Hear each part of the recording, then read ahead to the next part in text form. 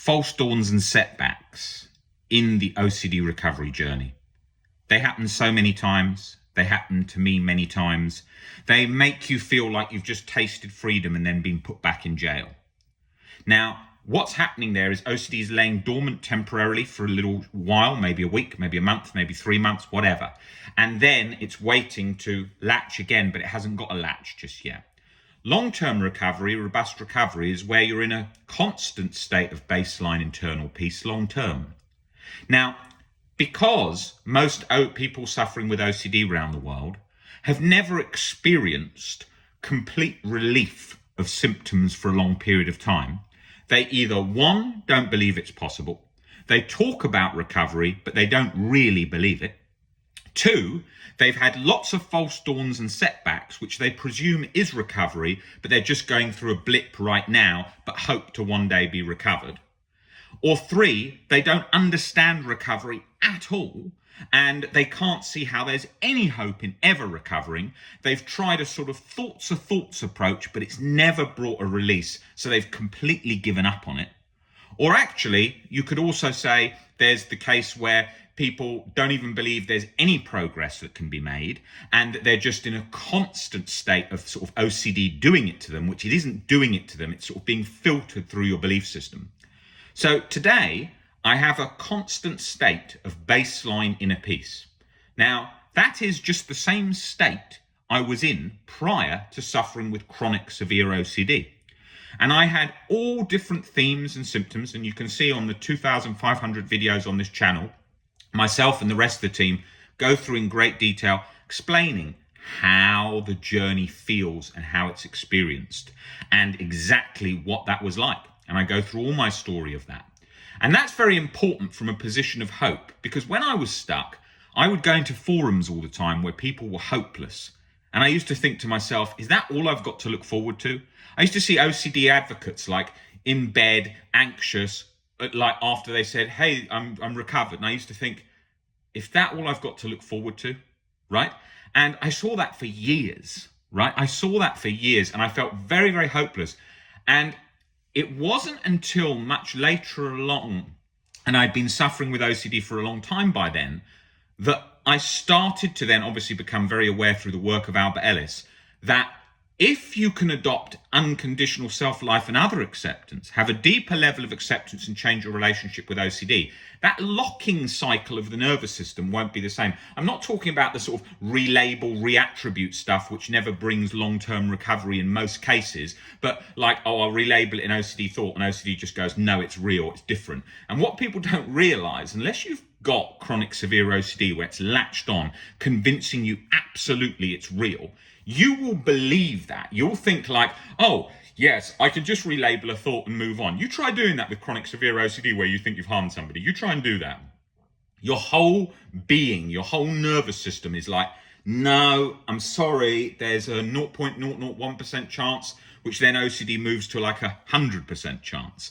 So you have got to take this one day at a time and realize this is a learning journey, as just best seen by Nick's videos in the last couple of days. It takes time. It's not a period of days, it's a period of months and years, not a lifetime, not usually a decade, but it probably, if you've been suffering with chronic severe OCD so badly that you can barely function, it's going to take you probably between 6 months to a couple of years to be in a really good position.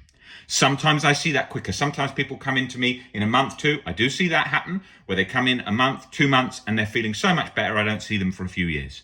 But usually it's a period of a few years to get through that cycle. And for myself, it was very much like that. After a year of real recovery work, I started to feel a lot better and I got over a lot of the problems, but then I was still having pretty strong setbacks. Couple of years later, I was getting to that real baseline state of peace. And then 4 or 5 years in, I was at the most sort of peaceful state I'd practically ever been in my whole life, because I didn't have anger, I didn't have strong judgment, and I didn't go 0 to 100 in anxiety and other emotions. So that kept me at that state. And now it's been many, many years, and I just do not feel ever that catastrophized cycle. Now look, I'm in my kitchen here in my house, And I know that there's a hob here. And if I was to check that 3 or 4 times, I'd notice my brain go 5, 6, 7, 8. Did you turn it off? Let me just have a look. Off, off, off. Okay, let me just go now. Off, off. And it would do that, right? That doesn't mean that I'm going back into a chronic cycle. It means how quickly compulsions can become a problem. Now, people who don't understand OCD often say things like, yeah, you don't need to get rid of all compulsions. You can have some are harmless, like you can still have a few, other humans have a few. You are not other humans, okay? It's the same as sobriety. Other humans can have a beer. You can't if you're alcoholic, okay? That doesn't mean like, if I compulsively check the hob 3 times today and not again tomorrow, that's going to be a big issue. It isn't. But if you're doing lots of like avoidance compulsions, checking compulsions, measuring your internal anxiety like with an imaginary thermometer, those compulsions are building and building and keeping the cycle going. When people come into me, they've usually got a whole web of compulsions from all different angles in their life going on. Okay? This is really key to be aware of, because if you're not aware of the subtle, internal, automatic compulsions, they are usually paving the way the most. Now then people get scared. Oh my God, what if I can't stop it? What if I can't stop it? The only reason that's happening is because you're scared of something you haven't brought in a deeper level of acceptance yet. And also, you're still probably doing external compulsions, which are then filtering into internal ones. So we have to break those all down from different angles. Now, again, people who do not understand this will say things like, you can just give up rumination by stopping. No, you can't. They've obviously not had chronic severe OCD. You try and just stop thinking about the past when you've got false memory or real event. You can't. It's like automatic, like the nervous system and the mind is locked to it. And it's so obvious when people don't understand it. They say things like, exposures is the only answer. Exposure is a part of the journey. What is an exposure? Let's get rid of all the names. Forget the word exposure.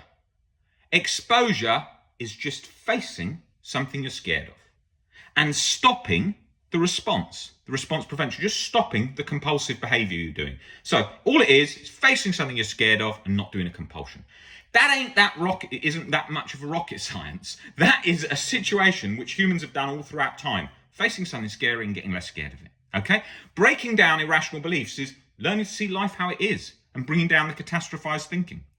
So if you do these things, you are going to change your perspectives on life. You are going to empower your life. You are going to learn not to be in a catastrophized cycle. People who are stuck, it's very clear by all of their behaviors: anger, judgment, blame. Recovery is the opposite of that. If I was to meet a Buddhist monk, he would look at my life today, because it's a journey, it's not like a finish line. The finish line is no chronic guilt and anxiety, okay? So at that part is a finish line, but it's like still a transition further into more acceptance, more release. A Buddhist monk would look at me and he'd say, you got a good level of acceptance? I'd say, yeah, pretty good. He'd say, you're wearing a shirt like this. He'd say, why do you need to? Why can't you just wear some kind of cloak or some kind of gown? Why do you need people to even judge you on these things? Now, I could wear that, but realistically, the level of acceptance he's got is on such a deeper level that he feels very separate from the world and society, okay? And so he would be further along than me. But right now, I don't have any nervous energy, any anxiety, internal fight or flight going on. So this is good enough for me. And I plan on functioning and living in society. I'm running OCD recovery. A lot of people we work with. I can't exactly go and practice to be a monk, nor do I want to go in that direction, which is a fantastic direction in life for people who want to go in that direction. But that's not really the direction I'm going. But I wanted to highlight the point that he would be further along that curve than me, and he would be much more at peace with a lot of things in life. So it's a transition that you never really have a finish line, except you're going past a sort of finish line in the sense that chronic anxiety comes to an end. That doesn't mean you never have anxiety again. It means the chronic anxiety cycle is not fused, locked on, where you're sort of simmering away in that cortisol soup 24/7. So I want you to really think about that. Really think, am I doing enough work on recovery? That's what we're here for. Me and the team, we do one-to-one sessions with people from all over the world, and we have translators for most major languages and work most days of the year. And so we can help you looking at exactly why you're stuck and breaking down that cycle, that anxious cycle. And it doesn't matter if you've been stuck 10 years, 20 years, whatever theme, real event, doesn't matter at all.